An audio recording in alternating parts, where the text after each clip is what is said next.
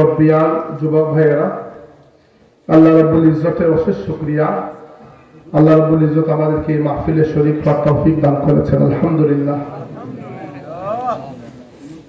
আমি শারীরিকভাবে খুবই অসুস্থ, আজকে সকাল পর্যন্ত জ্বরে কাতর ছিলাম। গতকাল পরশু মাহফিল ক্যান্সেল করতে হয়েছে, যেতে পারিনি। আমি মনে করেছিলাম আজকেও আসতে পারবো না, কিন্তু সকাল থেকে জ্বর ছেড়ে দিয়েছে। বাকি সবই আছে, জ্বরের আসর আছে, কিন্তু জ্বর ছেড়ে দিয়েছে, এজন্য আসার সুযোগ হয়েছে, আলহামদুলিল্লাহ। সম্মানিত হাজিরিন, কুরআনুল কারীমের যে সূরাটি আমি আপনাদের সামনে তিলাওয়াত করেছি, অত্যন্ত কম বয়সী একজন যুবকের সততার প্রতি সাক্ষী দান করতে গিয়ে আল্লাহ পাক কুরআন শরীফের এই পুরো একটি সূরা নাযিল করে দিয়েছেন। কারণ কি? কারণ ওই মানুষটি আল্লাহর রাসূলের সাথে তার বিশ্বস্ততা, ওয়াফাদারি, আল্লাহর রাসূলের ইজ্জত হুরমতে একজন ঢাল হয়ে দাঁড়িয়েছিলেন। মুনাফিকরা যখন আল্লাহর রাসূলের ইজ্জতের উপর, মুনাফিকরা যখন ইসলামের উপর আঘাত করেছিল, এক কম বয়স, আমাদের থেকে বয়সে অনেক ছোট ছিলেন তখন তিনি, এক সাহাবী ঢাল হয়ে দাঁড়িয়েছেন, নিজের ইজ্জত, নিজের সততা এবং কি নিজের নিরাপত্তা, নিজের জীবনকেও তিনি ঝুঁকির মুখে ফেলেছিলেন। আল্লাহ পাক তার এই ত্যাগ, এই কুরবানিকে বিফলে যেতে দেন নাই। আল্লাহ পাক কুরআন শরীফের একটা সূরা নাযিল করে তার সততার স্বীকৃতি দিয়ে দিয়েছেন। এই পুরো একটা সূরা একটা টপিকের উপরেই, এবং এই যে বিষয়ের উপরে এই সূরা নাযিল হয়েছে, এই বিষয়টা কোন এক জায়গায় পুরো ঘটনা বয়ান করা হয় নাই। কিছু অংশ তাফসীরের কিতাবের বিভিন্ন রিওয়ায়াতের মধ্যে পাওয়া যায়, কিছু অংশ আছে সহিহ বুখারী শরীফের মধ্যে, কিছু অংশ সহিহ মুসলিমের মধ্যে, অন্যান্য হাদিসের কিতাবের মধ্যে অংশ বিশেষ আছে। আমি সব জমিয়ে আপনাদের সামনে বলে দিচ্ছি, এবং বলার উদ্দেশ্য একটাই উদ্দেশ্য, সেটা হচ্ছে আপনি যদি আল্লাহর জন্য নিজের ইজ্জতকে, নিজের সম্মানকে ঝুঁকির মুখে ফেলতে পারেন, আল্লাহ পাক কখনোই আপনার এই বিশ্বস্ততাকে লজ্জার মুখে ফেলবেন না। আল্লাহ অবশ্যই আপনার বিশ্বাসের মান রেখে দেবেন। এমন মানুষ আছে, হাদিসে এসেছে, আল্লাহ রাসূল বলেছেন, রুব্বা আশআসা আবদারা মাদফুউন বিল আবওয়াবি লাউ আকসামা আলা আল্লাহি লা আবাররা। কিছু মানুষ আছে আশআসা আবদারা, যাদের চুল একেবারে উস্কো খুস্কো, চেহারা ধুলি মলিন, কাপড় এমন খারাপ অবস্থা, মাদফুউন বিল আবওয়াব, কোন দরজায় গেলে মানুষ তাকে তাড়িয়ে দেয়, মানুষ তাকে মজলিসে বসতে দেয় না, কিন্তু তার এমন অবস্থান আল্লাহর কাছে, লাউ আকসামা আলা আল্লাহি লা আবাররা, সে যদি আল্লাহর নামে কসম করে কোনো কথা বলে ফেলে, আল্লাহ তার কসমের ইজ্জত রেখে দেন। এরকম অসংখ্য মানুষ আমরা জীবনে দেখি। সাহাবা কেরামের মধ্যেও ছিলেন, একজন সাহাবী ছিলেন আনাস ইবনে নাদর রাদিয়াল্লাহু আনহু। আল্লাহর রাসূল বলেছেন যে আনাস ইবনে নাদর যদি আল্লাহর নামে কিছু বলে দেয়, আল্লাহ তার কথাকে ফিরিয়ে দেন না। এরকম মানুষ এই উম্মতের মধ্যেও আছে। এবং বড় বড় আল্লাহর ওলিদেরকে আমরা চিনি, যারা মৃত্যুবরণ করার আগ পর্যন্ত আমরা বুঝতেই পারি না যে তিনি আল্লাহর এত মকবুল বান্দা ছিলেন। মৃত্যুর পরে অথবা আমাদের সাথে যখন কোনো ব্যক্তিগত অভিজ্ঞতা হয়, তখন আমরা বুঝি আসলে এই মানুষটার মধ্যে তাকওয়া ছিল, এই পর্যায়ে তাকওয়া ছিল যে আল্লাহর নামে কিছু বললে আল্লাহ ফিরিয়ে দেন না। অসংখ্য মানুষকে আমরা ব্যক্তিগতভাবে চিনি। তো রাসূল সাল্লাল্লাহু আলাইহি ওয়াসাল্লাম গিয়েছেন ৬ষ্ঠ হিজরিতে একটা যুদ্ধ করতে। যুদ্ধের নাম ছিল মুরাইসিয়া। মুস্তালিক নামক একটা গোত্র, ওই গোত্রের বিরুদ্ধে যুদ্ধ। তো যুদ্ধ থেকে ফিরে আসার পথে এক জায়গায় রাতে অবস্থান করেছেন। দুই সাহাবী পানি পান করতে গিয়ে একজন আরেকজনের সাথে ঝগড়া লেগে গেছে। একজন ছিলেন মক্কার মুহাজির সাহাবী, একজন ছিলেন মদিনার আনসার সাহাবী। তো বাই চান্স দুইজন পানি পান করতে গিয়েছেন, ঝগড়া লেগে গেছে। ঝগড়া লাগার সময় মক্কার যে মুহাজির সাহাবী উনি মদিনার আনসারী সাহাবীকে একটা ঘুষি দিয়ে দিয়েছেন, রাগ আটকাতে পারেন নাই, দিয়ে দিয়েছেন, ওর নাক দিয়ে রক্ত বের হয়ে গেছে।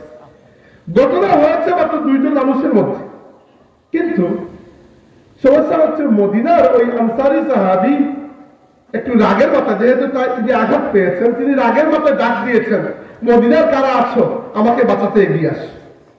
তার এরকম উচিত হয় নাই, কারণ এখানে মক্কা বনাম মদিনার ঝগড়া হচ্ছে না, ঝগড়া হচ্ছে 2 মানুষের, কিন্তু তিনি রাগ আটকাতে পারেন নাই, মানুষ মাত্রই ভুল হতে পারে, তিনি ডাক দিয়ে দিয়েছেন।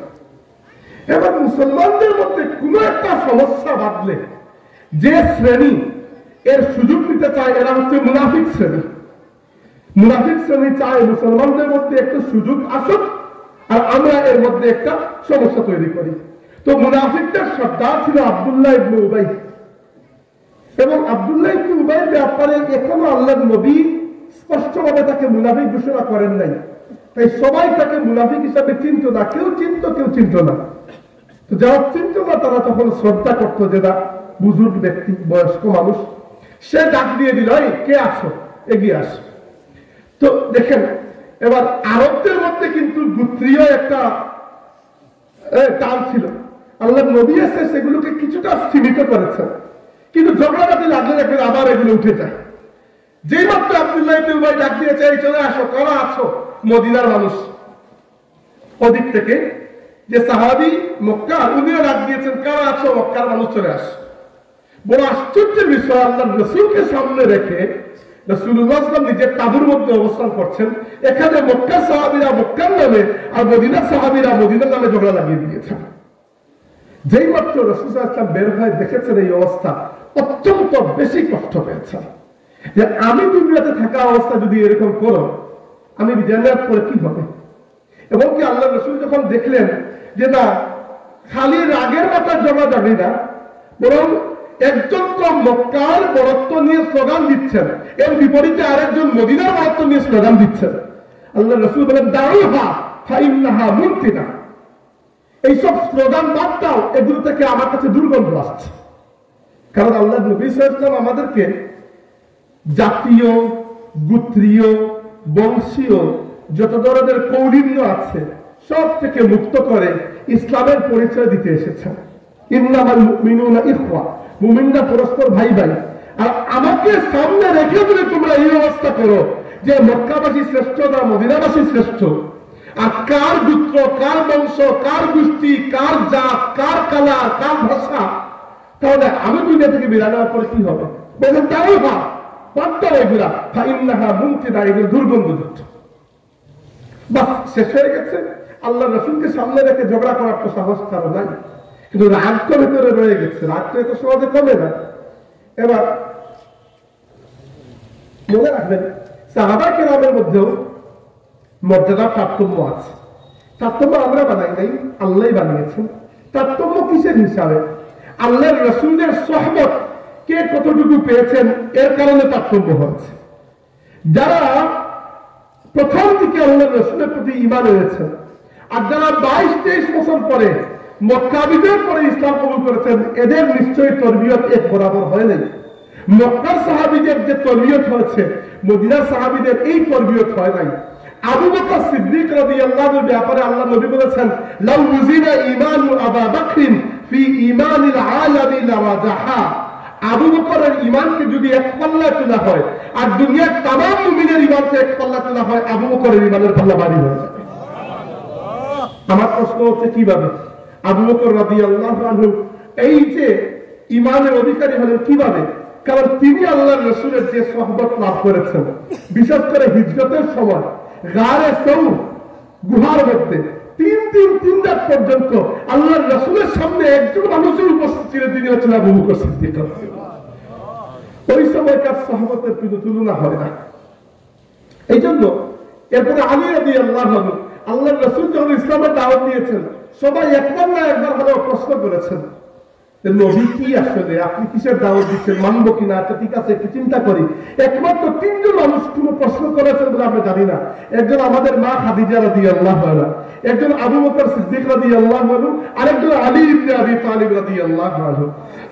কারণ আলী রাদিয়াল্লাহু আনহুর জন্ম হয়েছে তার বাবার ঘরে, কিন্তু তিনি বড় হয়েছেন আল্লাহর নবীর হাতে। খাদিজা রাদিয়াল্লাহু আনহা তাকে নিয়ে এসেছিলেন এবং খাদিজা রাদিয়াল্লাহু আনহা নিজের সন্তানের মতো তাকে লালন পালন করে বড় করেছেন। তাই আলী রাদিয়াল্লাহু আনহুর মধ্যে আল্লাহর রাসূলের অভ্যাস, আল্লাহর রাসূলের সিরাতের একটা আয়না হচ্ছে আলী রাদিয়াল্লাহু তাআলা আনহু। এজন্য আল্লাহর নবী বলেছেন, আনতা মিন্নি বিমানজিলাতি হারুন মিন মূসা।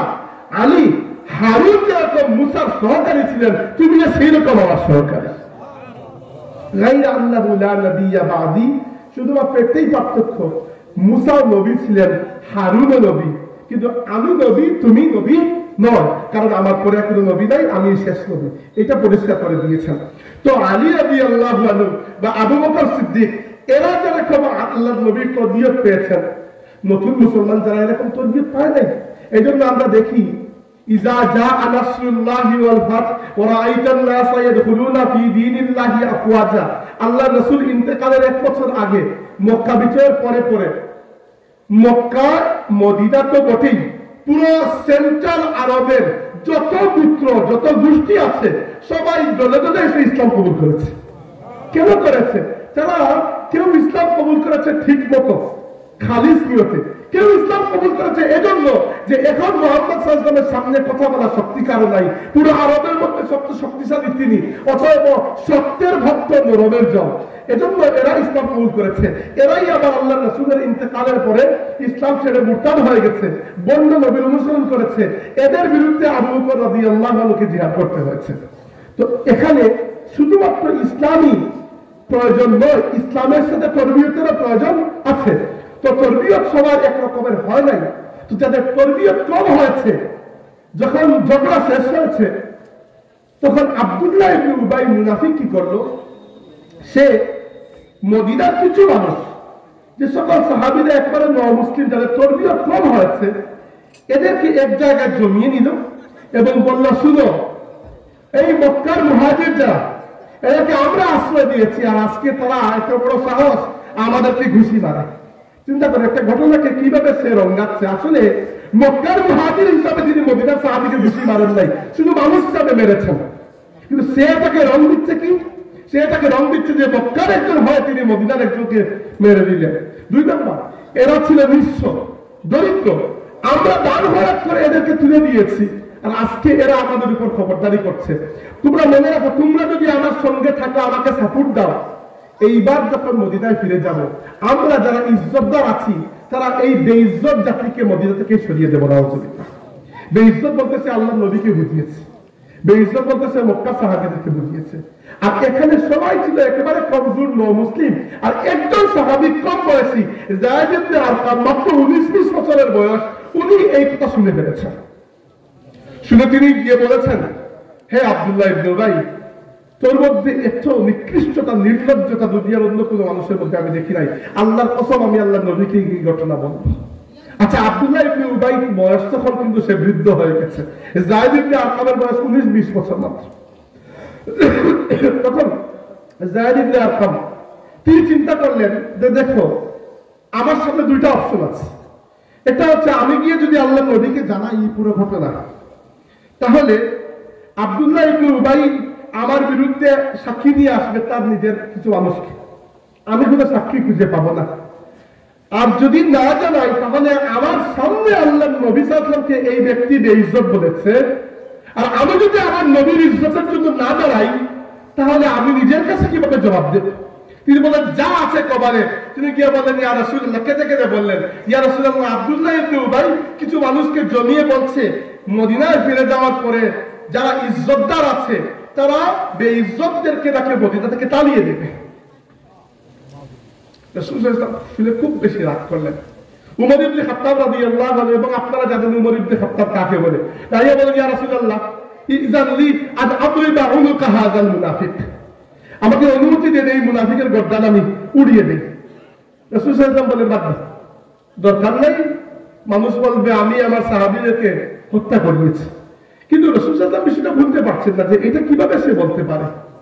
রাসূল সাল্লাল্লাহু আলাইহি ওয়াসাল্লাম তাকে ডেকে আনলেন এবং আব্দুল্লাহ ইবনে উবাই আল্লাহর কসম করে বলল যে সে এরকম কোনো কথা বলে না।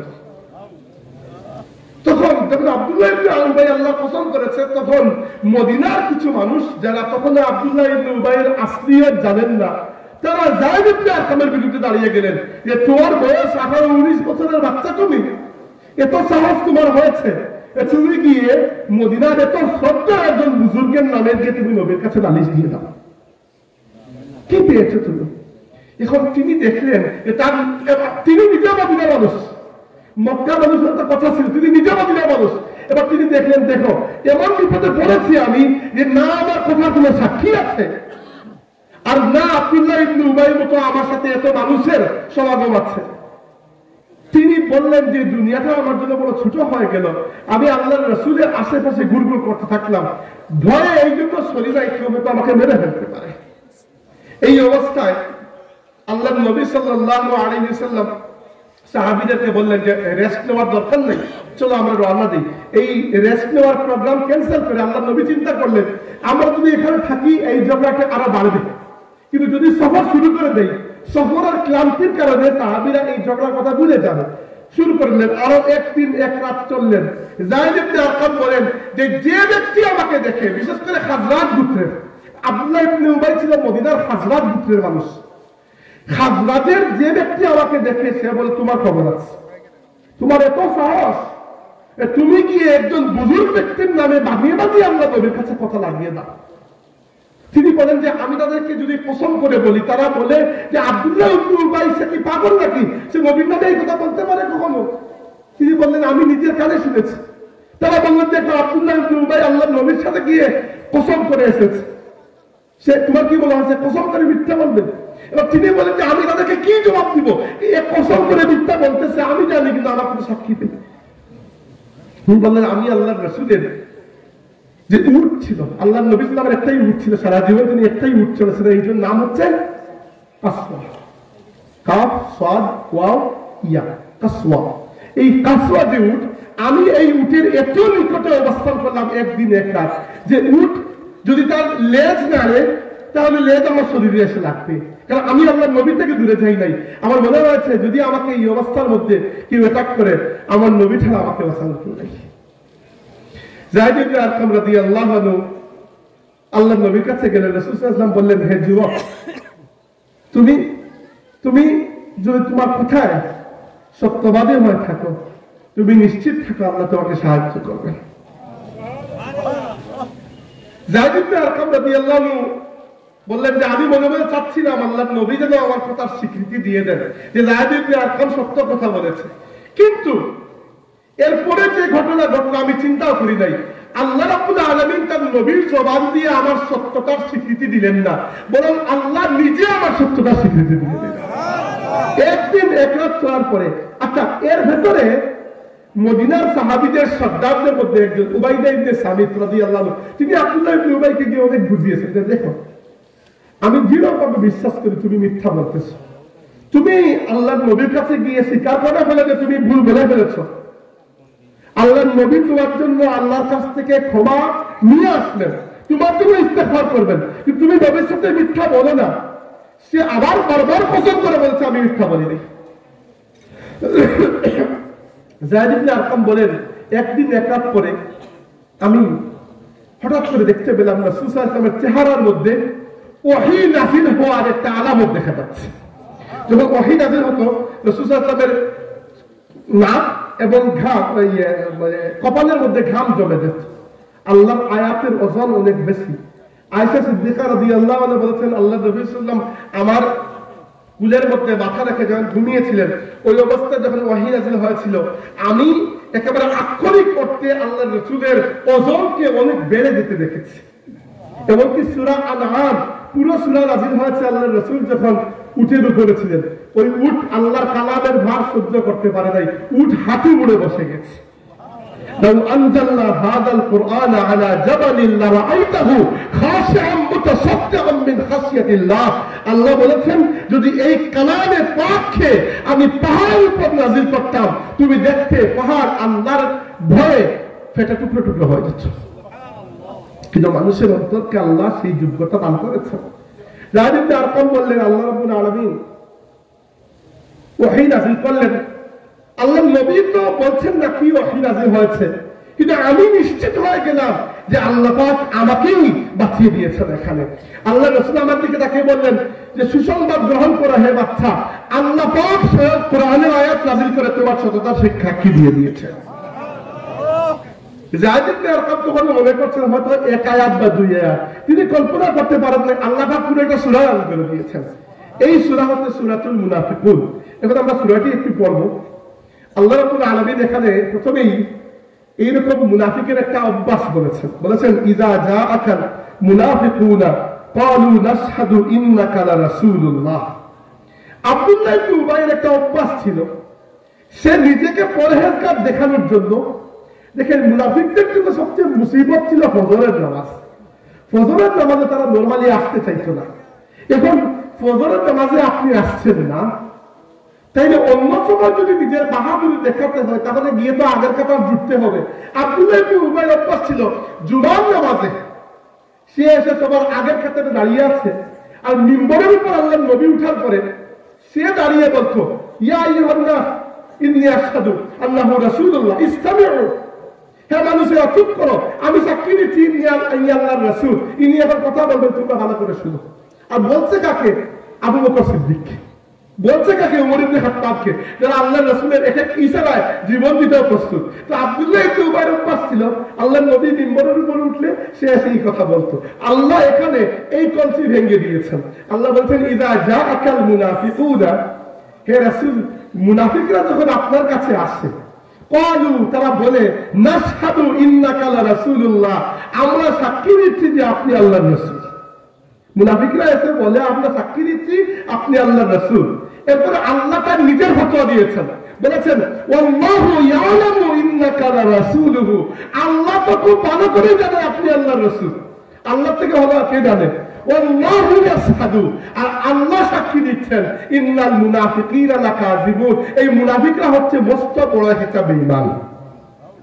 আল্লাহ রাব্বুল আলামিন বলেছেন যে তারা সাক্ষী দিয়েছে আপনি আল্লাহর রাসূল, আর আল্লাহ সাক্ষী দিচ্ছেন এরা মিথ্যাবাদী। এরপর আল্লাহ রাব্বুল আলামিন বলেছেন ইত্তাখাযু আইমানাহুম জুন্নাতান, তারা তাদের কসমকে ঢাল হিসাবে ব্যবহার করে। আব্দুল্লাহ ইবনে উবাই বারবার কসম করে বলেছিল আমি এই কথা বলি নাই। আল্লাহ বলেছেন ইত্তাখাযু আইমানাহুম জুন্নাতান, তারা নিজের কসম, আইমান মানে হচ্ছে কসম, কসমকে ঢাল হিসাবে ব্যবহার করে ফাসাদু আন সাবিলিল্লাহ, যেন মানুষকে আল্লাহর রাস্তা থেকে গুমরাহ করতে পারে।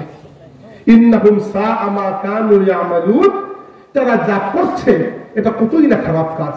কসমের ব্যাপারে একটা কথা মনে রাখবেন, কসম করা জায়েজ না, জায়েজ কিছু না, কসম করা জায়েজ। কিন্তু কসমের জন্য শর্ত হচ্ছে কসম যদি কখনো করেন একমাত্র আল্লাহর নামে কসম করতে পারবেন, অন্য কোনো নামে কসম করা যাবে না। আল্লাহ তার সৃষ্টির মধ্যে যে কোনো কিছুর নামে কসম করতে পারেন, কিন্তু বান্দা শুধুমাত্র আল্লাহর নাম ব্যতীত এবং আল্লাহর গুণবাচক নাম ব্যতীত অন্য কারো নামে কসম করতে পারে না। এটা আল্লাহর রাসূলের স্পষ্ট নির্দেশ।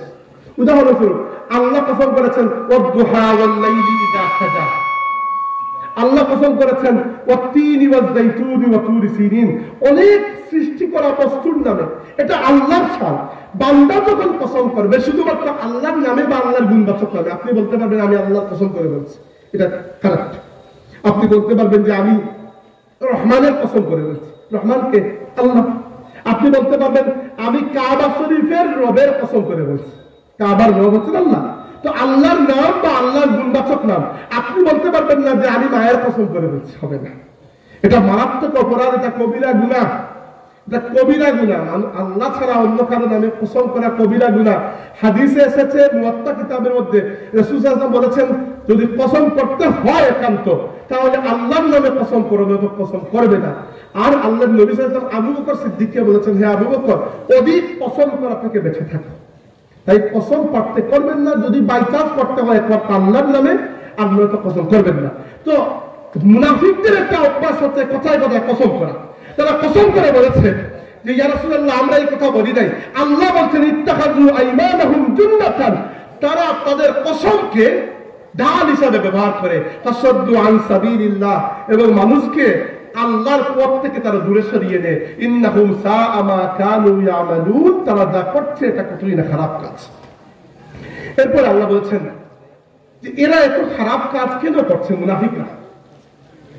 দেখেন ইসলামে নানান ধরনের বাতিল ফিরকা আছে, এর মধ্যে দুইটা ফিরকা হচ্ছে, একটার নাম কাদরিয়া, একটার নাম জাবরিয়া।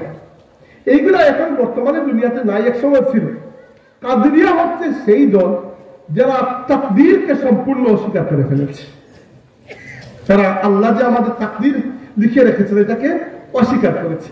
আর এর ঠিক বিপরীত হচ্ছে জাবরিয়া।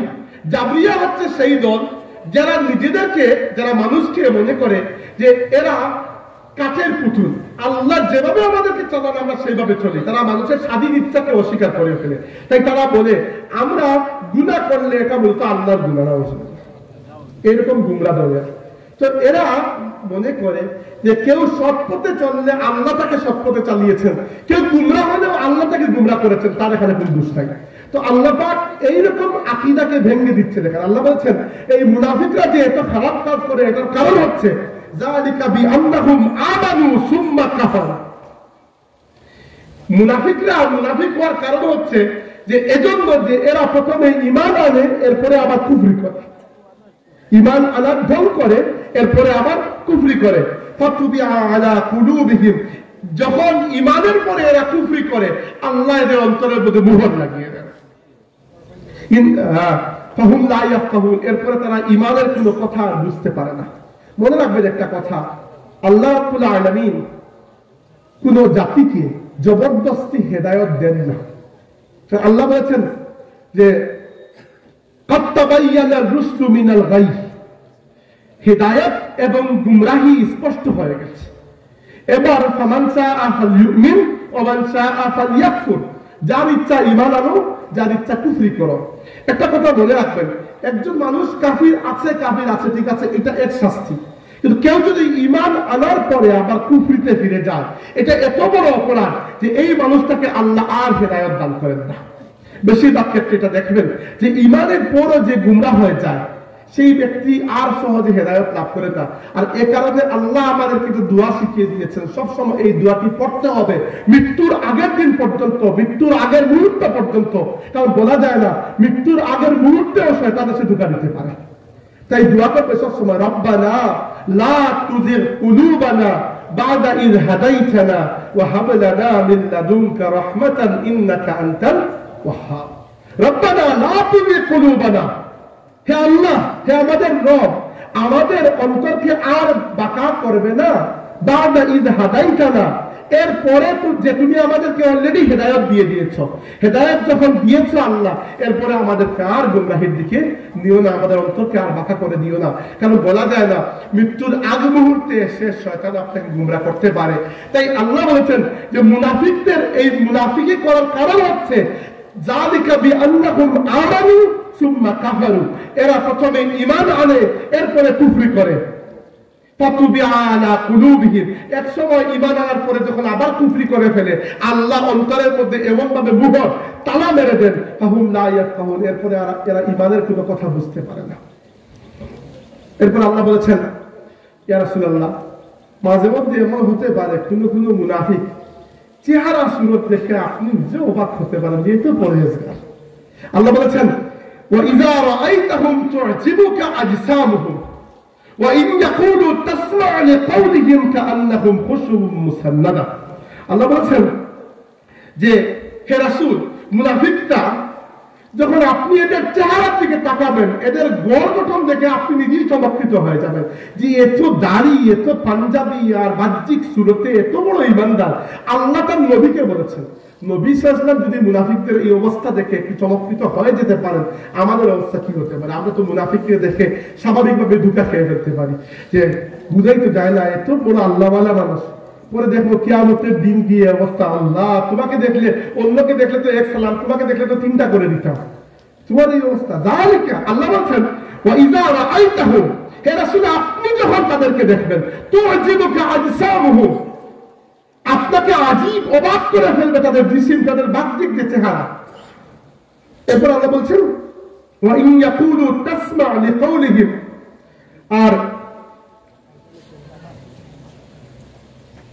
যখন তারা বলে যখন তারা কথা বলে তাসমা লিকাউলিহিম, আপনি নিজে তাদের কথা শুনতে বাধ্য হন।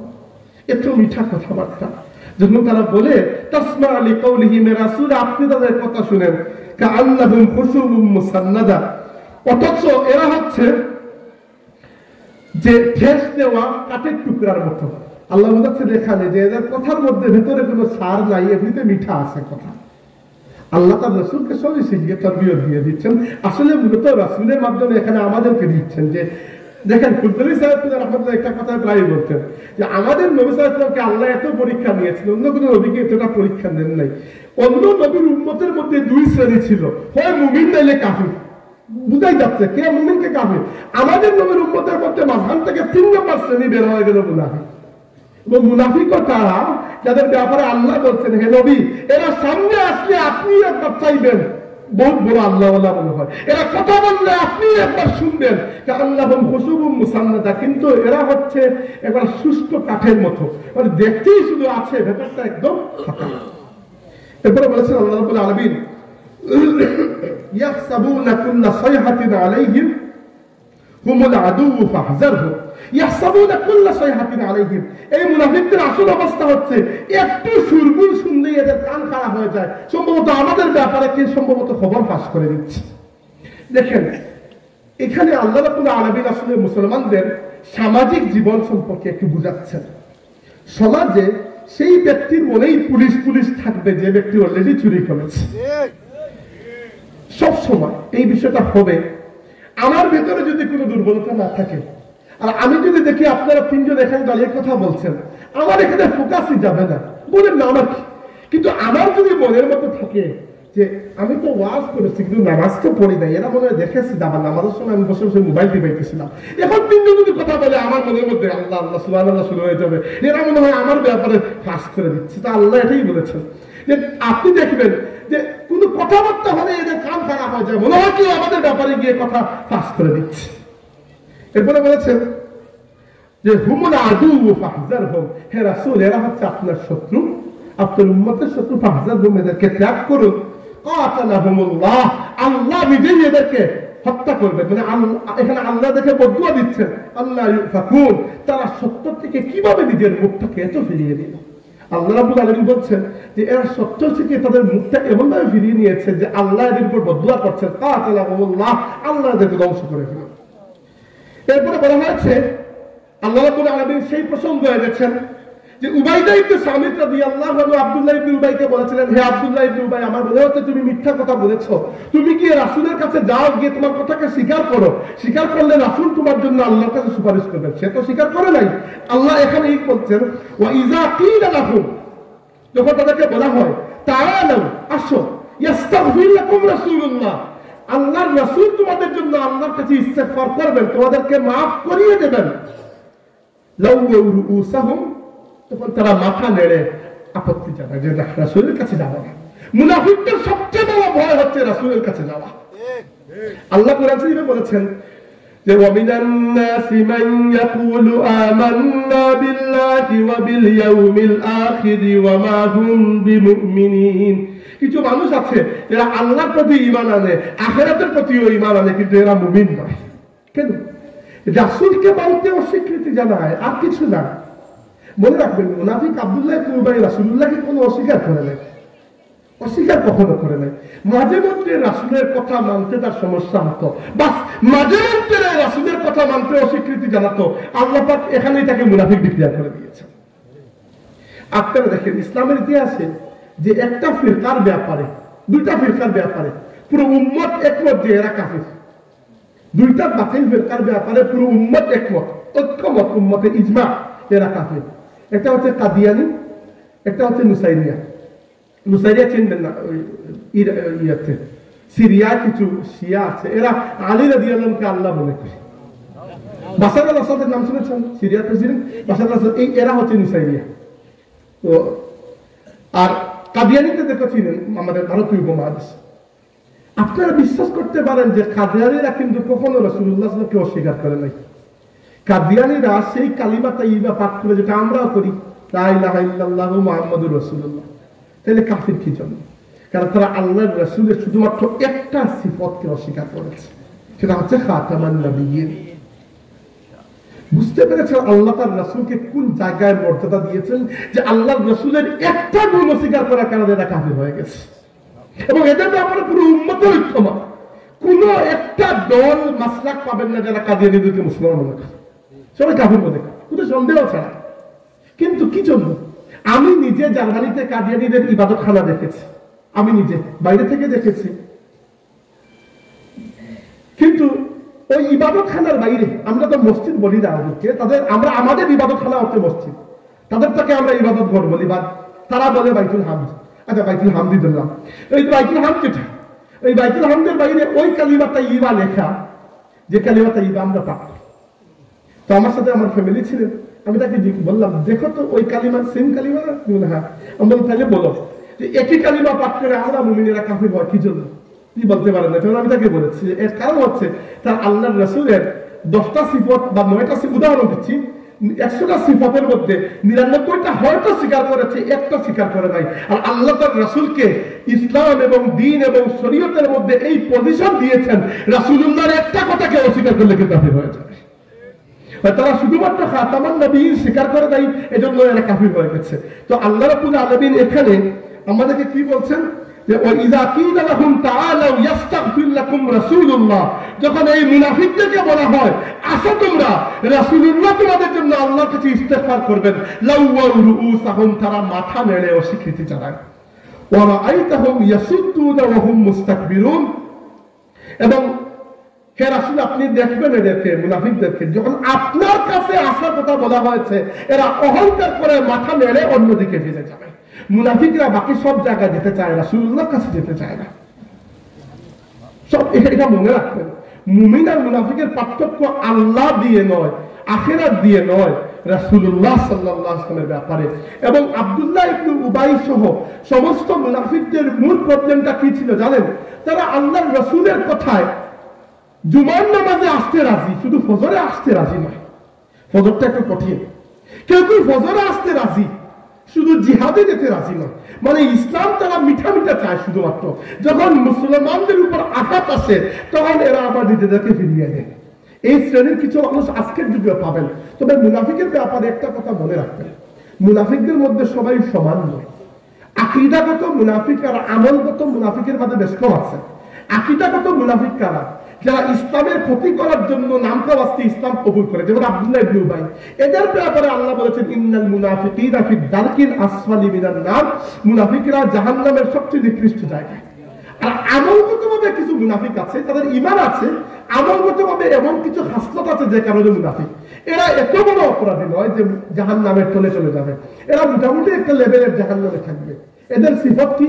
এদের সিফত সম্পর্কে আল্লাহ নবী বলেছেন আয়াতুল মুনাফিকি সালাসুন, ইযা হাদাসা কাযিবা ওয়া ইযা ওয়াদা আখলাফা ওয়া ইযা তুমিনা খানা। মুনাফিকের আলামত হচ্ছে তিনটা: যখনই কথা বলে মিথ্যা বলে, যখনই ওয়াদা করে ভঙ্গ করে, আর যখন কোন আমানত তার কাছে রাখা হয় তখন খেয়ানত করে। আরেকটা হাদিসে এসেছে আরেকটা, ওয়া ইযা খাসামা ফাজারা, তর্ক লাগলেই গালিগালাজ করে ফেলে। তর্ক রাখতে পারে, মানুষের মধ্যে তর্ক রাখতে পারে না, তর্ক লাগলে গালিগালাজ করে। কিন্তু মনে রাখবেন এই যে 7টা হাসলত, এরা এগুলো যার মধ্যে আছে সে আব্দুল্লাহ ইবনে উবাই হবে না। আব্দুল্লাহ ইবনে উবাইয়ের লেভেলটা হচ্ছে, আব্দুল্লাহ ইবনে উবাই হচ্ছে আকীদাগত মুনাফিক, বিশ্বাসগত মুনাফিক। সেই মুনাফিক হচ্ছে জাহান্নামের সর্বনিকৃষ্ট জায়গায়। আর এইগুলো হচ্ছে এমন মানুষের মধ্যে যার মধ্যে মুনাফিকের আলামত আছে। এই ব্যক্তিকে আব্দুল্লাহ ইবনে উবাইয়ের সাথে মিলাবেন না, এরকম মিলালে বড় অন্যায় হয়ে যাবে। তাই মুনাফিকের মধ্যে লেভেল রয়েছে, এটা মনে রাখবেন। 2 নম্বর, আল্লাহর নবী দুনিয়া থেকে বিদায় নেওয়ার পরে কোন ব্যক্তিকে নির্দিষ্ট করে মুনাফিক বলার অধিকার আমাদের নাই। কি জন্য নাই? কারণ আমরা কারো অন্তরের খবর জানি না। রাসূলুল্লাহ সাল্লাল্লাহু আলাইহি ওয়াসাল্লামের এই অধিকার ছিল, তিনি শেষ জীবনে মসজিদের মধ্যে বসে বলে দিয়েছেন অমুক অমুক অমুক মুনাফিক। এমনকি হুযায়ফা রাদিয়াল্লাহু আনহু, যাকে বলা হয় আসহাবে সির রাসূলুল্লাহ, রাসূলুল্লাহর গোপন কথার ধারক বাহক, আল্লাহর নবী তাকে মুনাফিকদের নাম বলেছেন, তিনি কখনো এগুলা ফাঁস করেন নাই। তাই উমর ইবনে খাত্তাব রাদিয়াল্লাহু আনহু তাকে প্রায় জিজ্ঞেস করতেন, হুযায়ফা, আল্লাহর নবী কি আপনাকে আমার নাম বলেছেন? সুবহানাল্লাহ। মানে উমর ইবনে খাত্তাব, যিনি উমর ইবনে খাত্তাব কি আমরা সবাই জানি, সেই উমর ইবনে খাত্তাবের নিজের ব্যাপারে এত ভয় যে তিনি জিজ্ঞেস করছেন, হুযায়ফা, আল্লাহর নবী কি আপনাকে আমার কথা বলেছেন? হুযায়ফা বলেন, না, আপনার কথা তো বলার প্রশ্নই আসে না। উমর ইবনে খাত্তাব সেই ব্যক্তি যিনি অনেক কথা আগে বলে দিয়েছেন, তার কথার উপর কোরআনের আয়াত নাযিল হয়ে গেছে।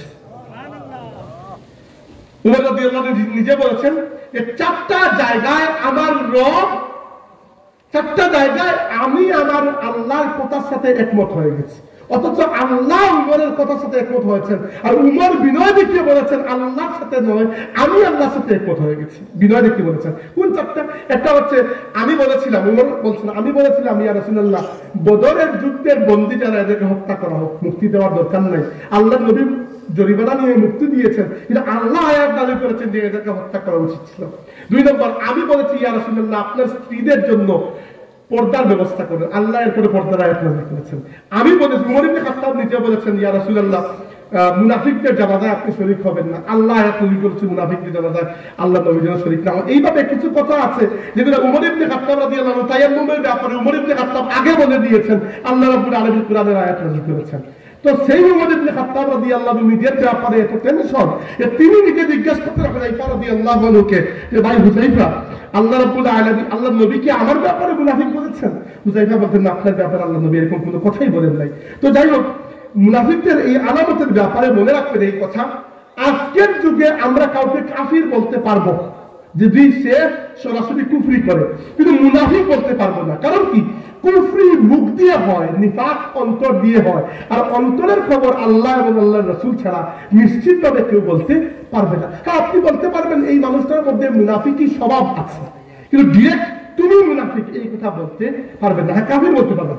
কেউ যদি আল্লাহকে অস্বীকার করে, রাসূলকে অস্বীকার করে, আখিরাতকে অস্বীকার করে, কুরআনকে অস্বীকার করে, আপনি বলতে পারবেন যে সে কাফির।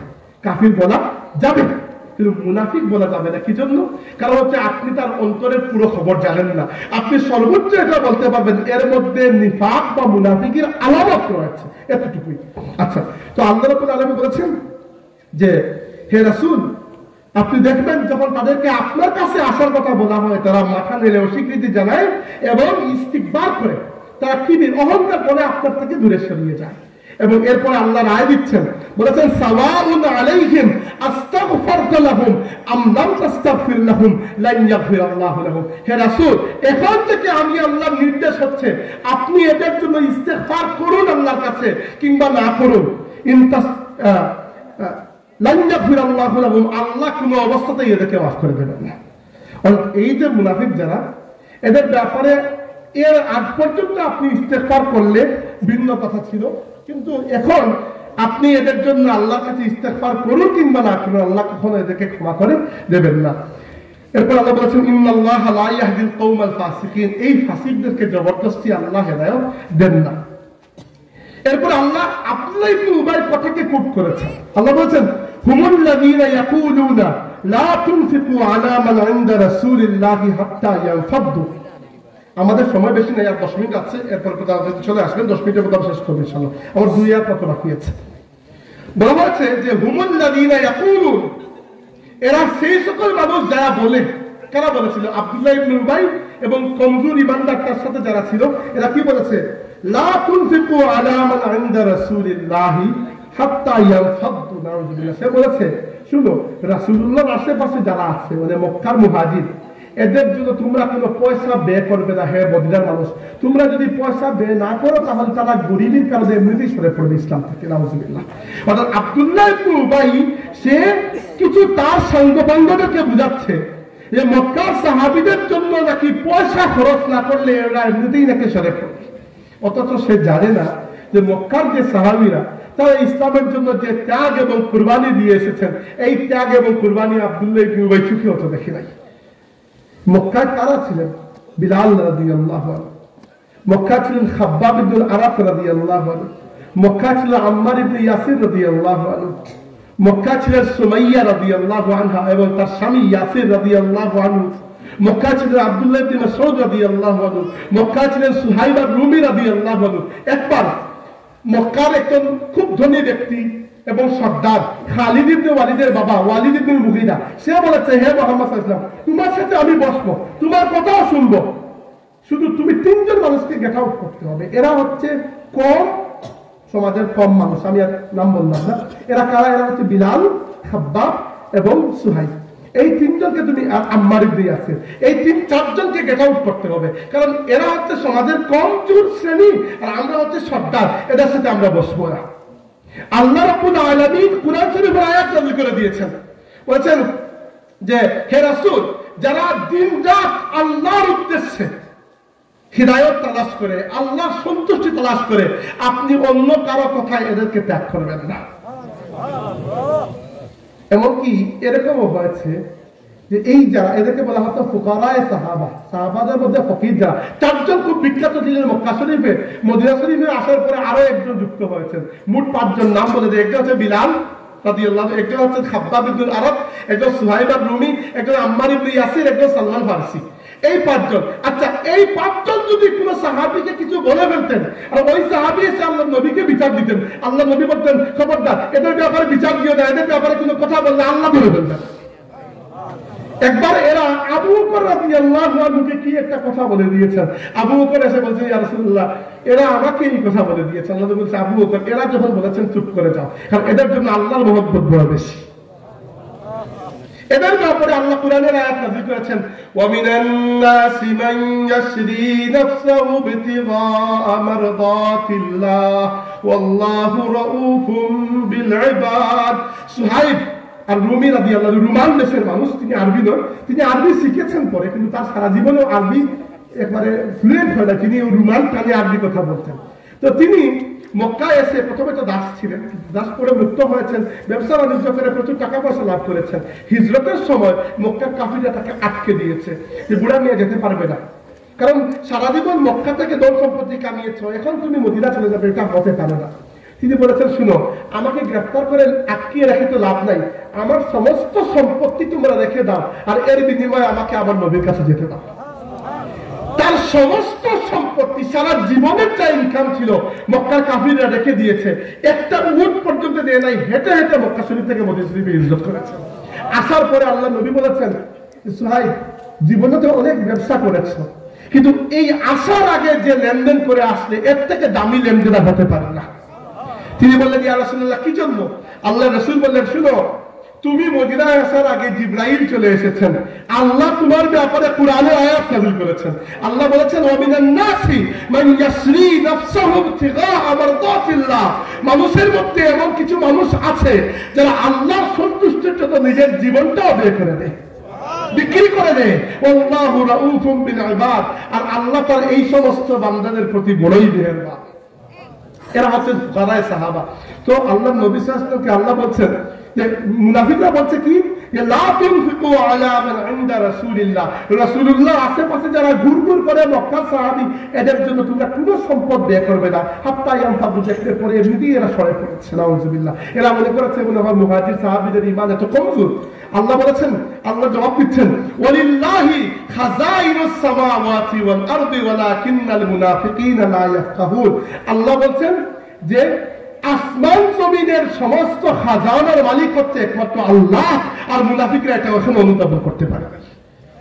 মনে রাখবেন, টাকা পয়সার কারণে আল্লাহ দিনের কাজ কখনো আটকে থাকে না, আল্লাহ পাক ব্যবস্থা করে ফেলেন। আসলে রাসূল সাল্লাল্লাহু আলাইহি ওয়াসাল্লাম যখন তাবুকের যুদ্ধের আগে সাহাবায়ে কেরামকে বলছেন যে তোমরা আমাকে দাও 30,000 সাহাবী, কোনো রসদপত্র কিচ্ছু নাই, তাবুকের অভিযান এত লম্বা, 25 দিনের রাস্তা, তাবুক যেতে লাগবে 25 দিন, আসতে 25 দিন, গরমের সময়, আগের বছর ফল ফসল হয় নাই, এই বছর ফল ফসল পেকে গেছে, এখন যদি কাটা না হয় ফল ফসল নষ্ট হয়ে যাবে।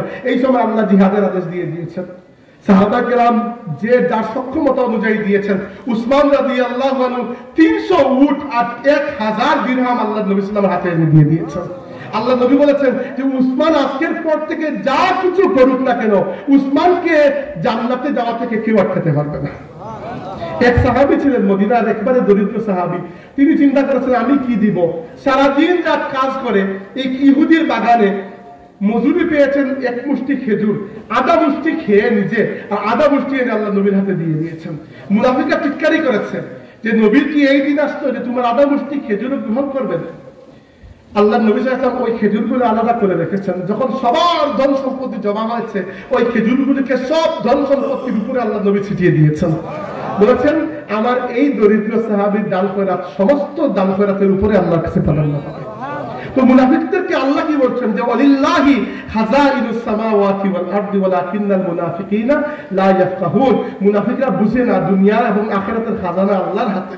আর আল্লাহর নবী কি বলেছেন আল্লাহু ইউতি ওয়া আনা কাসিমুহা। বুখারী শরীফের হাদিস, মিশকাতেও আছে, সবাই পড়েছেন, আলিম উলামা বলতে সবাই পড়েছেন এই হাদিস। আল্লাহ নবী বলেছেন আল্লাহু ইউতি, আল্লাহ হচ্ছেন দাতা, আল্লাহ কি দাতা, ওয়া আনা কাসিমুহু, আর আমি হচ্ছি বন্টনকারী। দেখেন আল্লাহ রাব্বুল আলামিন এক একজনকে এক এক কিছু দিয়ে সহযোগিতা করেন তার দ্বীনের খেদমতে। চিন্তা করে দেখেন, এখন আমি মাঝে চিন্তা করি হয়তো ফুলতুলি সাহেব রাহমাতুল্লাহ আলাইহি দারুল কিরাতের যে খেদমত, টাকা পয়সা যদি আল্লাহ রাব্বুল আলামিন না দিতেন এত বিশাল বড় খেদমত সাজানো কি সম্ভব ছিল? আর এই এক খেদমতের ওসিলায় আজকে কত হাজার লোক, দারুল কিরাতের বয়স 80 বছরের উপরে হয়ে গেছে, 83-84 বছর দারুল কিরাতের বয়স। এই 83-84 বছরে কত লক্ষ মানুষ যে এই এক বান্দার ওসিলায় কুরআন শরীফ শুদ্ধ করে পড়েছেন এবং অন্যকে পড়িয়েছেন, তার হিসাব একমাত্র আল্লাহ ছাড়া কেউ দিতে পারবে না।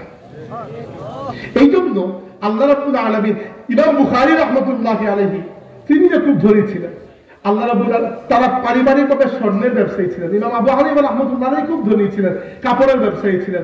উসমান ইবনে আফফান রাদিয়াল্লাহু আনহু, তারপরে আব্দুর রহমান ইবনে আউফ রাদিয়াল্লাহু আনহু, তারপরে সাআদ ইবনে উবাদা সেই ব্যক্তি আল্লাহর নবী মদিনায় হিজরত করার পরে কয়েক বছর আসহাবে সুফফার সমস্ত দরিদ্র সাহাবীদের 2 বেলার খাবার দিত সাআদ ইবনে উবাদার ঘর থেকে।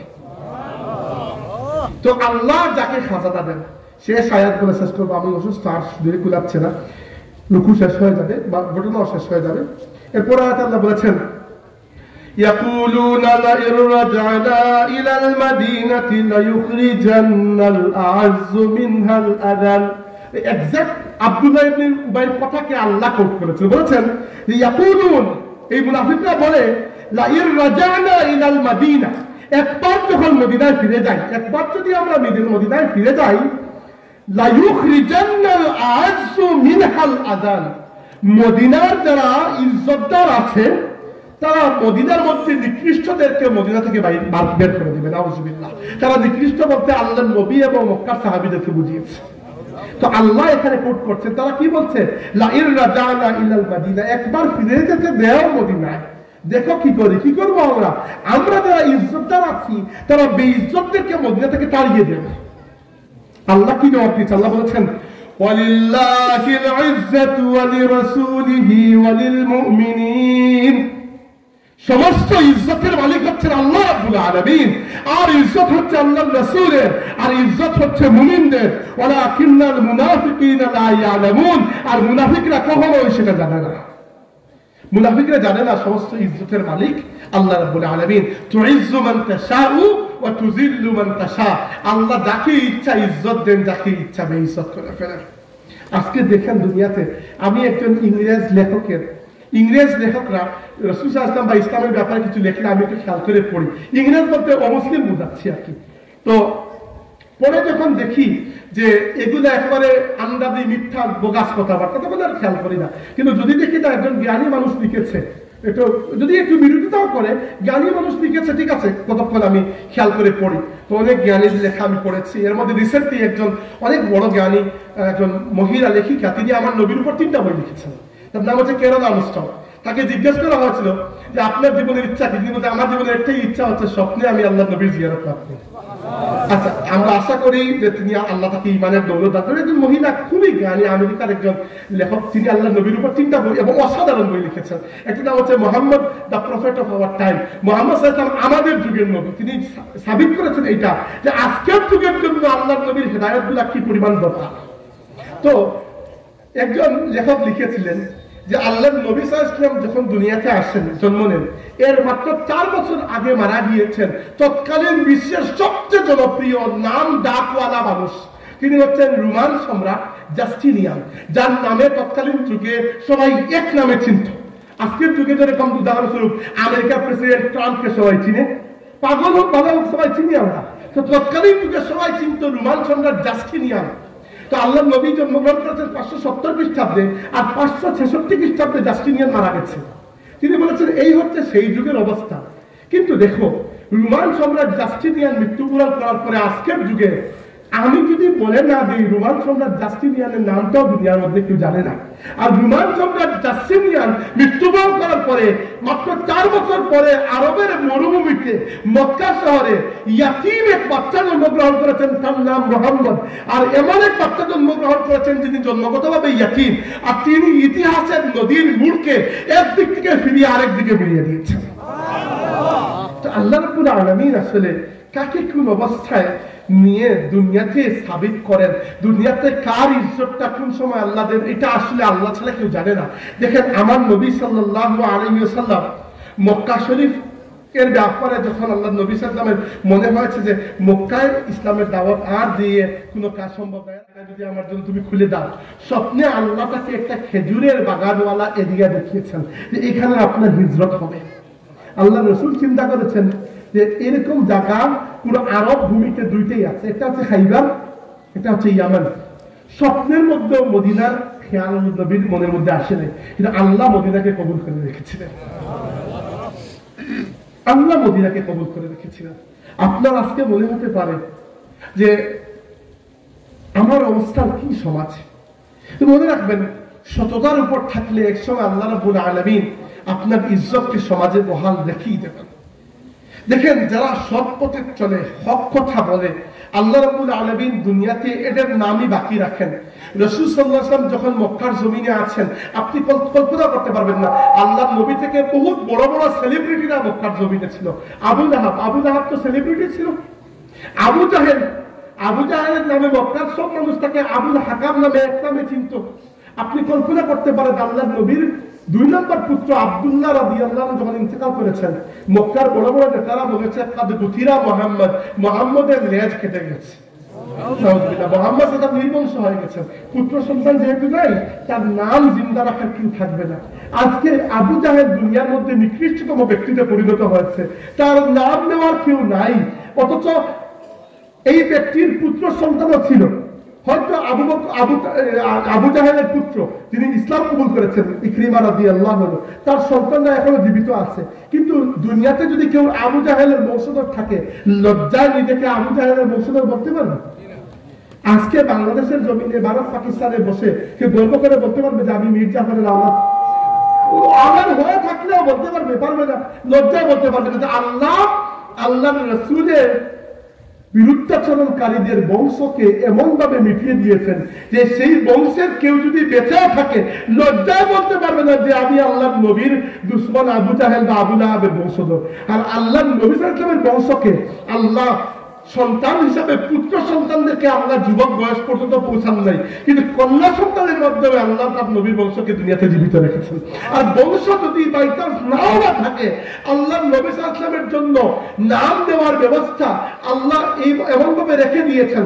আল্লাহ রাসূল বলেছেন যে ইন্না আসাদ্দা উম্মতি লি হুব্বান কওমুন ইয়াকুনুনা বা'দাকুম, হে আমার সাহাবীরা, আমার সবচেয়ে মায়া উম্মত হচ্ছে আমার আখিরি জামানার উম্মত, যারা দুনিয়াতে আসবে তোমাদের পরে, আমাকে দেখবে না, কিন্তু একটিবার আমাকে দেখার জন্য নিজের সম্পদ এবং পরিবারকে কুরবান করতে ওরা পিছপা হবে। আমি অবাক হই, আরবের একটা খাদ্য হচ্ছে খেজুর, যেটা আমাদের দেশ বা আফ্রিকা বা ইন্দোনেশিয়া, মালয়েশিয়া বা ইউরোপের ন্যাচারাল কোনো ফল নয়, ন্যাচারালি সেগুলো হয় না। হ্যাঁ, এখন হাইব্রিড ভাবে হয়, ন্যাচারালি তো হয় না। কিন্তু তবুও সারা দুনিয়ার মুসলমান খেজুর দিয়ে ইফতার কেন করে? তাই না? আমরা তো মিষ্টি দিয়ে করতে পারতাম, গুড় দিয়ে করতে পারতাম, আমাদের এলাকায় তো গুড় হয়, কেন খেজুর দিয়ে? কারণ আমরা জানি আমাদের নবী খেজুর দিয়ে ইফতার করেছেন, বাস আমরা খেজুর দিয়ে ইফতার করি। দুনিয়ার মধ্যে এরকম মহব্বত আর দেখাতে পারবেন কোন জাতি তাদের নবীর কথাকে দুনিয়াতে বাঁচিয়ে রাখার জন্য, টিকিয়ে রাখার জন্য আলাদা একটা সাবজেক্ট আবিষ্কার করেছে? এরকম ভাবে একমাত্র মুসলমানরা হাদিস নামক শাস্ত্র, হাদিস শাস্ত্র কি জন্য আবিষ্কার করা হলো? যে আমার নবী সাল্লাল্লাহু আলাইহি ওয়াসাল্লাম প্রত্যেকটা কথা এবং কাজকে যেন রেকর্ড করে রাখা যায়। দুনিয়ার মধ্যে কেউ এরকম কারোর জন্য মহব্বত দেখাতে পারবে না। মুহাম্মদুর রাসূলুল্লাহ সাল্লাল্লাহু আলাইহি ওয়াসাল্লামের উম্মতটা আল্লাহর রাসূলের সাথে যে পরিমাণ ইজ্জত মহব্বত দেখিয়েছে, এবং এর একটা জ্বলন্ত উদাহরণ আমরা পাই যায়েদ ইবনে আরকাম রাদিয়াল্লাহু আনহু। এই সূরা নাযিল হওয়ার পরে যায়েদ ইবনে আরকামের হাত আর রেস্ট পায় না, সবাই এসে তারা হাতে হাত মিলানা চুমু খান যে 19-20 বছরের বাচ্চা তুমি, তোমার জন্য আল্লাহ কোরআনে সূরা নাযিল করে দিয়েছে।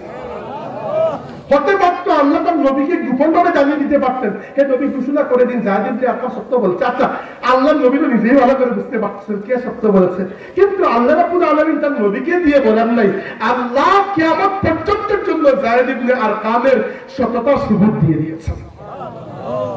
ইসলামের জন্য দাঁড়ান, আল্লাহর নবীর ইজ্জতের জন্য দাঁড়ান, আল্লাহর নবী সাল্লাল্লাহু আলাইহি ওয়াসাল্লামের শরীয়তের জন্য দাঁড়ান। যেখানে ইসলামের বিরুদ্ধে কোনো একটা ষড়যন্ত্র দেখবেন, কথা বলুন, আপনার সামর্থ্য অনুযায়ী প্রতিবাদ করুন, এতে বিলকুলই আপনার ইজ্জত কমবে না। 2 দিনের জন্য যদি সমাজে বিয়ে শাদীর দাওয়াত একটু কমেও যায়, আল্লাহ আপনাকে এমন ইজ্জতের জায়গায় নিয়ে যাবেন যেখানে আপনার বিরুদ্ধে চালনকারীরা আপনার দিকে এরকম তাকিয়েও আপনার অবস্থাকে রাখতে পারবে। এরকম হাজার উদাহরণ আমরা দিতে পারি। ফুলঝুরি সাহেবের জীবনে এরকম কত উদাহরণ আছে। যখন তিনি আহলে সুন্নাত ওয়াল জামাতের পতাকা নিয়ে দাঁড়িয়েছিলেন, তখন বিরুদ্ধাচরণ কিন্তু কম সহ্য করতে হয় না। আমি আর এগুলা বলে যখন ফিতনা সৃষ্টি করতে চাই না এজন্য, কারণ এখন আল্লাহ রাব্বুল আলামিন এমন একটা অবস্থা যে ফুলঝুরি সাহেব রাহমাতুল্লাহ আলাইহি আল্লাহর রাসূলের ইজ্জতের জন্য আর কোরআন শরীফের জন্য যত লড়াই করেছিলেন, সবগুলোকে আল্লাহ এমন ভাবে সফল করে দিয়েছেন যে এখন এগুলাই সমাজে প্রচলিত আছে। তো আমি আর নতুন কোনো এটা বিষয় মাসলা বহু আগে যেটা এখন তুলতে ইচ্ছা করে চাই না, এই জন্য আমি এগুলো নিয়ে ওয়াজ করি না। এটা তো আমি ভুলি নাই যে ফুলঝুরি সাহেব সাহস করে একা দাঁড়িয়ে গিয়েছিলেন বলেই তো এই কাজগুলো হয়েছে। ফুলঝুরি সাহেব নিজে আমাকে বলেছেন যে ব্রিটিশ সরকারের গুলির আদেশ ছিল তার মাথার উপরে। ব্রিটিশ সরকারের গুলির আদেশ ছিল যে দেখা মাত্র শুটেড সাইটের অর্ডার।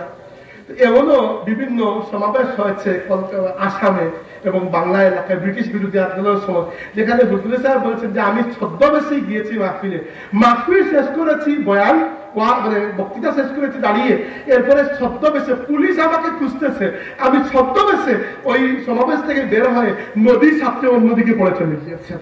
এইরকম মুজাহিদের জীবন তিনি যাপন করেছেন। তার মাথার উপর শুটেড সাইটের অর্ডার ছিল, তবু আল্লাহ রাব্বুল আলামিন তার এই মেহনতকে দুনিয়াতে রং ফুটিয়েছেন।